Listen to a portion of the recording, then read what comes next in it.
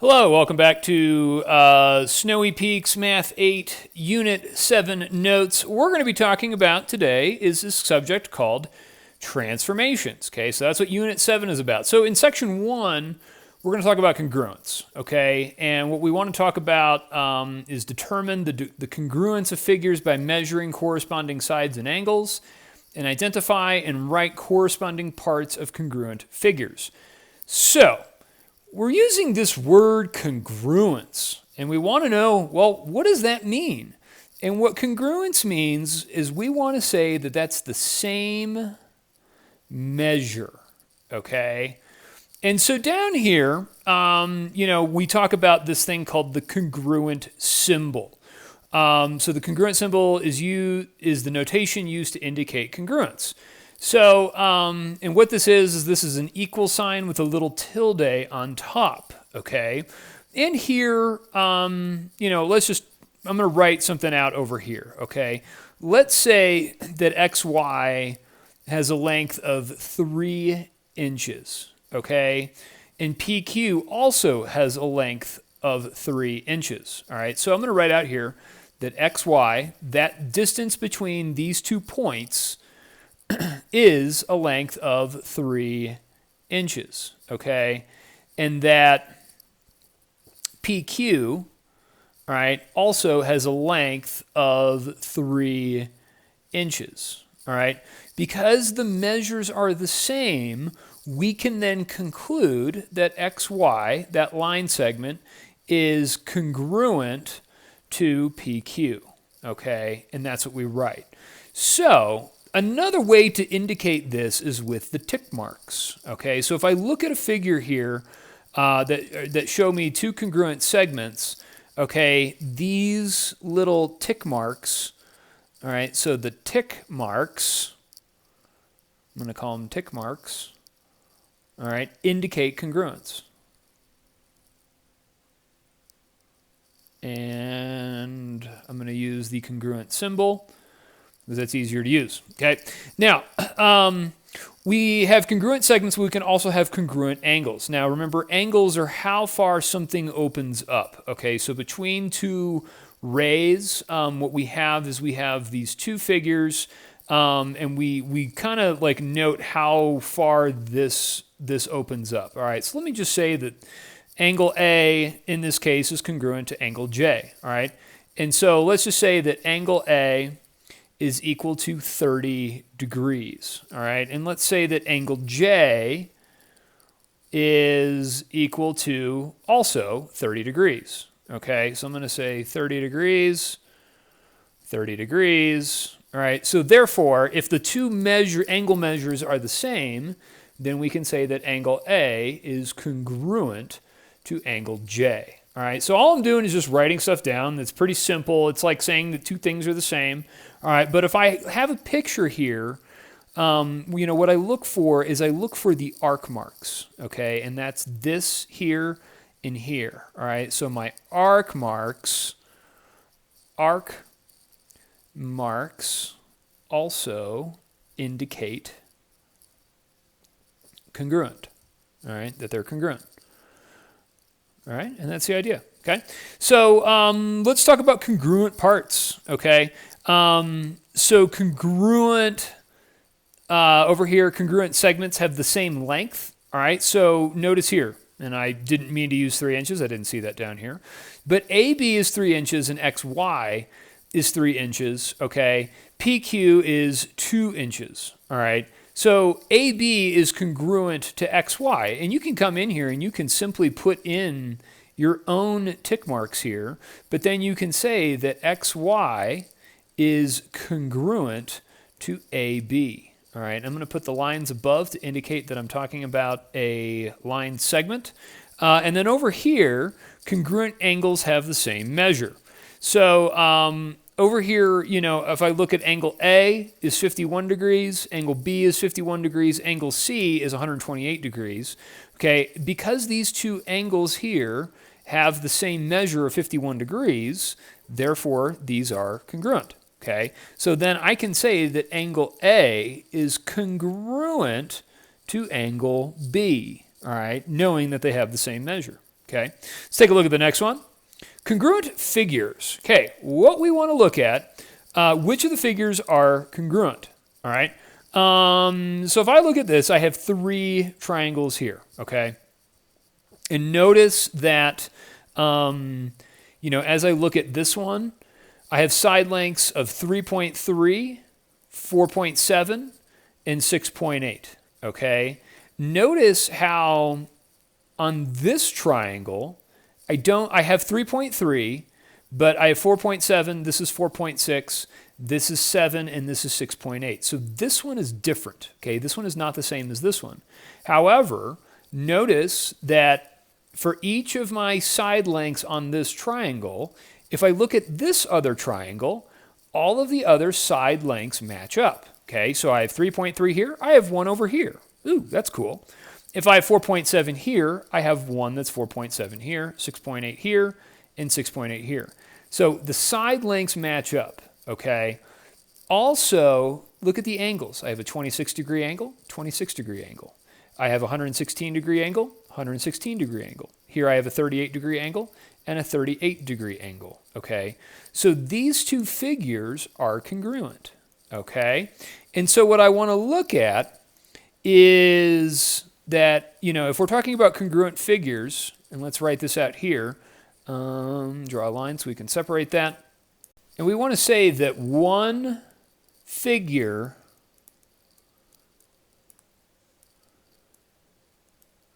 matches up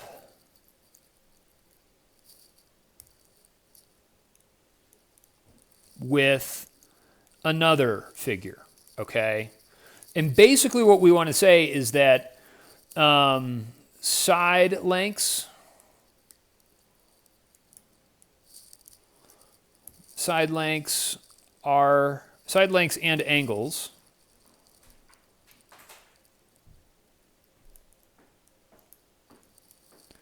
are congruent, okay? And that leads us to this thing called corresponding sides and corresponding angles, okay? So, what we have here is we have 2 figures that we're going to call congruent, okay? These 2 figures are congruent, all right? And what I want to talk about are the corresponding sides and the corresponding angles. Corresponding sides mean that are a pair of sides that have the same relative position in 2 congruent figures, okay? So the first one I'm going to look at here, and this is a pretty good example, is that I have segment length AB, okay? If I'm looking at this triangle, okay, I can also relate this side to a side in this triangle, okay? And that same position is going to be segment length ED, okay? So AB corresponds to ED, all right? Now, the next one that we have is segment length BC, all right? I'll call that another color. I'll call this one blue, all right? Now, BC corresponds to another length over here, all right? And that length is going to be EF, okay? So BC and EF correspond to each other. They're the same length, okay? So EF is here. Now the last one, AC, is going to correspond to the last one, which is DF. All right, and all I'm doing is going, okay, where does this segment exist over in this triangle here? Okay, and that's what we're looking for. Now, what I can do then is go through and say that they're congruent. So this angle, this side length here, AB, is congruent to ED. I can say that BC, I'm going to use 2 tick marks to indicate that that's congruent to EF, okay? And then AC, I'm going to use 3 tick marks to indicate that that is corresponding to DF and is congruent to DF. Now, the thing you have to realize here is that the number of tick marks indicate which one it's congruent to. So if I have 1 tick mark on AB, I look over on this side to see which one of these has 1 tick mark, okay? And that's what I'm looking for, all right? That's what I got. All right, let's take a look at angles, so corresponding angles. So the one that's on top, in this case, angle D, all right, is going to correspond to the same one over here, which is angle A. So I'm going to call this angle A and angle D. I'm going to use 1 arc mark for that one. So D corresponds to angle A, okay? If I'm talking about angle E on this side, it's in the bottom left. Look over here to see which one is in the bottom left, and that's going to be angle B. All right, so I'm going to use 2 arc marks to show that angle E is congruent to angle B. So this is going to be angle B. Now the last one, angle F, which I'm going to do 3 arc marks, if I can get it in there, 2, 3, and angle F is going to correspond to angle C. Okay, so this one's pretty easy to do because, when I look at this triangle, it is simply just, shifted over and moved to this side, okay? The orientation of this figure has not changed, okay? Meaning that I didn't rotate it or do anything like that. And we'll talk more about, moving these figures around, and that's really ultimately what we're going to be talking about. But it's important that we can say, looking, and it's easiest to show the shortest side corresponds to the other shortest side, the medium side corresponds to the other medium side, and the largest side corresponds to the large side, okay? And that's what we're talking about when we're talking about corresponding sides and angle measures. Okay, next page. Okay, so on the next page, finding congruent figures. Based on the markings, which figures are congruent? So what I'm looking for is 2 triangles that have the exact same markings. Okay, so I need to look at all 3. Here I see that this has 1 tick mark, 2 tick marks, and 3 tick marks. Over here I've got 1 tick mark, 2 tick marks, 3 tick marks. Okay, this one has 2 tick marks, 2 tick marks, and 3 tick marks. So that's not what I'm looking for. Okay, I want to find the one that has the same. Now the other thing is, I have 1 arc mark, 1 arc mark, 2 arc marks, 2 arc marks, and 3 arc marks, okay? So I can say that this triangle here and this triangle here are congruent, okay, to each other, because they have the same markings on one that correspond to the same markings on the other, okay? So now, based off of this, all right, I can just look at a picture and I want to be able to say, okay, yes, this figure is congruent to this figure. They're the exact same figure. But if I want to write a congruency statement, okay, what I want to do is show that one triangle is congruent to the next based on, so a congruency statement indicates that the figures are congruent, okay? There we go. So one triangle is the exact same as the other triangle. Congruent vertices are listed in the same position in the congruency statement. So, here's what I want to say here. Let's do this. You can also use the congruency statement to identify congruent segments.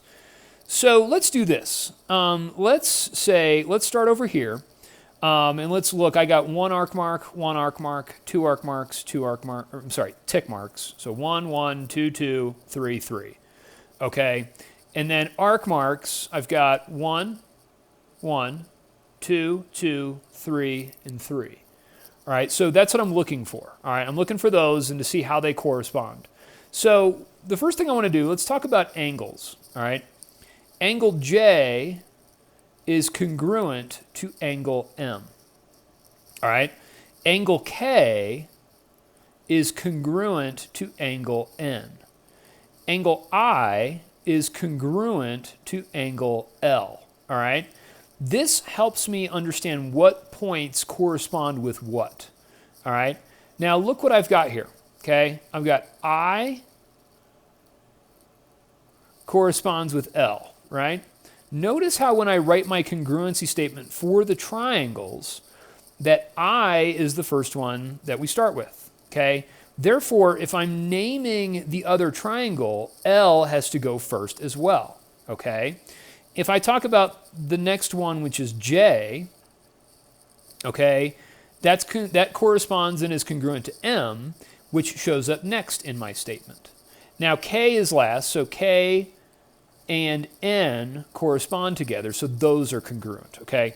So the way that you name your first triangle is the way that you have to name your second triangle, okay? And that's what tells me what corresponds with what. So here, if I just had this congruency statement, I would say that I corresponds with L, J corresponds with M, and K corresponds to N, all right? So now I can also use this congruency statement to identify congruent segments, all right? So IJ is my first one, all right? IJ, that segment, is going to be congruent to, in this case, LM, okay? Just because that's how it's written. So LM, all right? And then let's do JK. So JK is the next one, and that one is going to be congruent to MN, all right? Just by how it's written. All right, and then the last one, IK, so start with the first and with the last. So IK is going to be congruent to LN over here, all right? And what you can look at is that IJ here corresponds to LM. JK corresponds with MN, and then IK corresponds with LN. So you can use the picture or you can use your statement here, okay? And that would be the same thing. Now let's go back up here real quick just to show you. All right, if I go triangle, if I were to name this triangle ABC, all right, so triangle ABC, that would be congruent to what? Now, I have to think about what does A correspond with? A corresponds with H. So I would write triangle H.